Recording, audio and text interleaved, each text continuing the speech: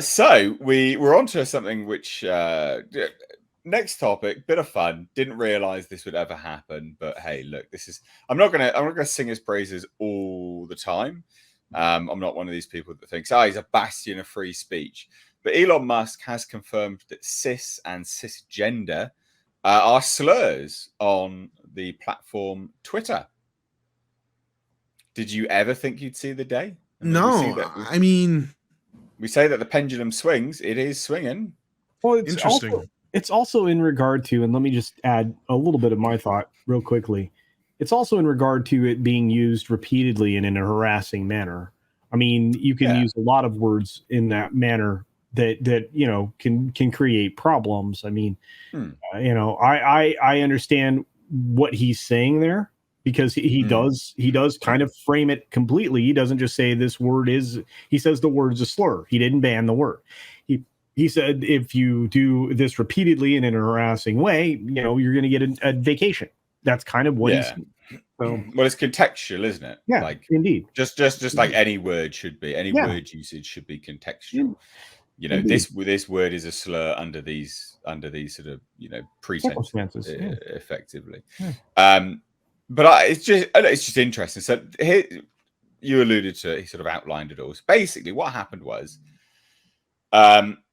there's this chap, James, said yesterday, after posting a tweet saying that I reject the word cis and don't wish to be called it, I received a slew of messages from trans activists calling me sissy and telling me that I am cis whether or not I like it. So Musk would respond to this by saying the following: repeated targeted harassment against any account will cause the harassing accounts to receive at minimum temporary suspensions. The words cis or cisgender are considered slurs on this platform. So he has actually separated it to a certain degree. He said cis and cisgender are slurs on the platform. That's a blanket statement. But to receive suspensions, it has to be repeated and targeted harassment from accounts using that slur. Right, because I can see what he's saying, because I kind of like how he's doing this, because I'm not a fan of any type of censorship, to be honest with you. I'm on that side as far as that goes. I mean, I don't care. I don't like the word, but that doesn't mean I don't think people should be able to use any word for that matter. But at the same time, as far as like how he's treating it, you know what? Fair play is fair play. Like Culture pointed out, the way that normally it's used is in a way to antagonize, to harass, to cause a fight. And I'm sorry. I mean, considering the group of people that are doing this and the amount of words that are considered slurs towards them, I think it's only fair play. Exactly. It's called fair play. Fucking God. Well, so you talk about free speech. So that James guy reacted to Musk's comment and said, to those who have asked, this is not restricting free speech. I did not request, nor did Elon agree to suspend accounts for using the term cis. He is talking about repeated targeted harassment. What this does is restore parity and common sense, which is absolutely true. Absolutely true. And then J.K. Rowling decided to sort of chime in here, which I quite like. Like, her stance is most people's perspectives on this. It says cis is ideological language, signifying a belief in the unfalsifiable concept of gender identity. You have a perfect right to believe in unprovable essences that may or may not match the sex body, but the rest of us have a right to disagree and refuse to adapt your jargon. Yeah, absolutely. That makes perfect sense. And that is violence to these people, what you just said right there. Yeah, like actual violence. You're causing harm. Oh, God, shut up. Cry me a fucking river. Well, I mean, honestly, I mean, who's actually creating more harm, and who's been, you know, found to be creating more harm recently? It's very frustrating. Look, J.K. Rowling has had a head on her shoulders around this issue. It's one of the few that she has.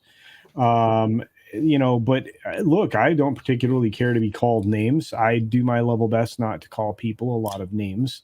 You know, ad hominem accounts, you know, or you know, excuse me, ad hominem exchanges are not something that I think are particularly productive. Having having a conversation with somebody and they immediately attack you, you know that they've lost the argument, and you're at that point, can illustrate, well, seemingly you've run out of actual productive things to say, and you've gone to attacking me now. And that's so it just demonstrates their intellectual depth when they start to do that. So using these other words that were created, and by the way, the cis thing and the cisgender thing was created by a predator, for lack of a better way to say it. The person that created that terminology is fond of little ones.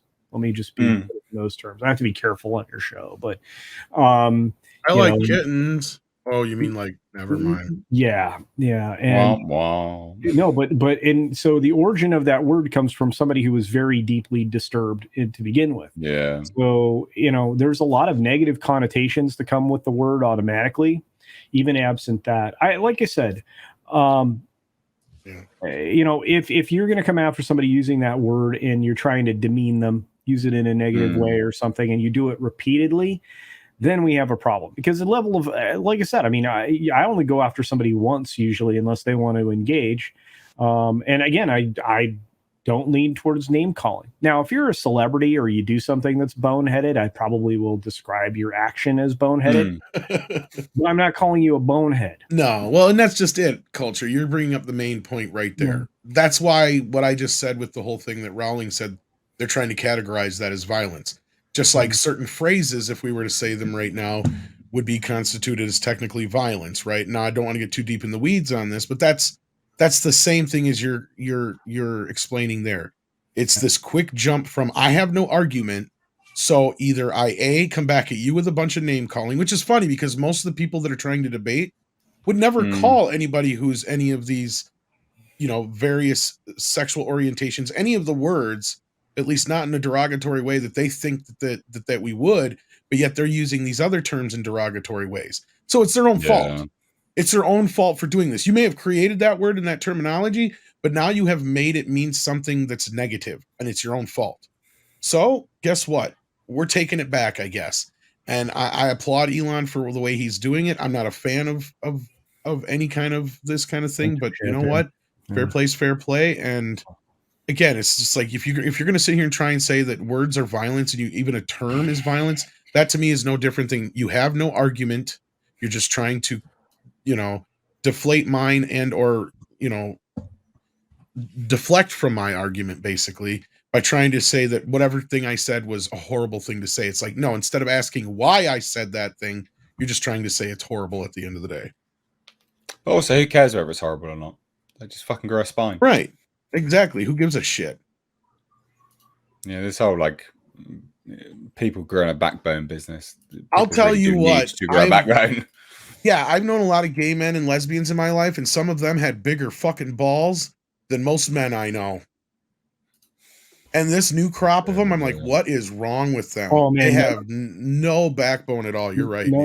None of my lesbian friends, Tom, to your point, would they are not down with this stuff. They're like, they first of all, they'd likely knock you out if you insult them. Well, it's generational. Yeah. You've got a generation of people that require cotton wool being wrapped around them. They have for a while. It's the participate. I call them PAGs, the participation award generation. You get an award just for turning up. Yes, it was part of psychology where people thought that everyone needs constant praise and that and it's beneficial to you, and you would achieve great things. Everyone can achieve great things. No, unfortunately, not. Life's difficult. Not everyone can achieve stuff. Sorry, not everyone's fucking special.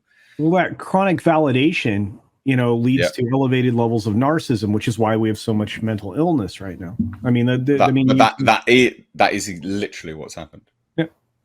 Yeah. I mean, it doesn't take. Sorry. No, it's true. It's true. It doesn't take a trained psychologist to identify it either. I mean, you just look around the world and you're right. I mean, the participation award generation or any of that stuff didn't feed into any growth. That you literally, and I'm going to use the word properly, you literally retarded growth here because nobody moved beyond their 8-year-old self emotionally. They have the emotional IQ of an 8-year-old. They may be physically 26, but they never grew beyond that. And they always think, well, the world's not fair. That's why you're getting this huge lean into all these isms like communism, socialism. What it led to, as well, I was having this conversation with someone else earlier, a couple of weeks back now. It led to everyone having this, multiple generations now having an innate sense of entitlement. The world owes them something rather than earned. You know, you earn something, and this is what I mean. Again, it goes to narcissism, entitlement. You know, you and entitlement and narcissism go very much hand in hand with this whole, well, I'm offended. Whereas most people just go, I don't give a fuck that you're offended. Other people go, oh, well, oh my God, you're offended. Oh my God, I'm so sorry. You're entitled to be. Yeah, I don't give a fuck. You're entitled to be offended. I couldn't care less. You're entitled to be offended, and I'm entitled not to give a fuck. Right? Like, it doesn't matter. But this, you know, the PAGs, Participation Award Generation,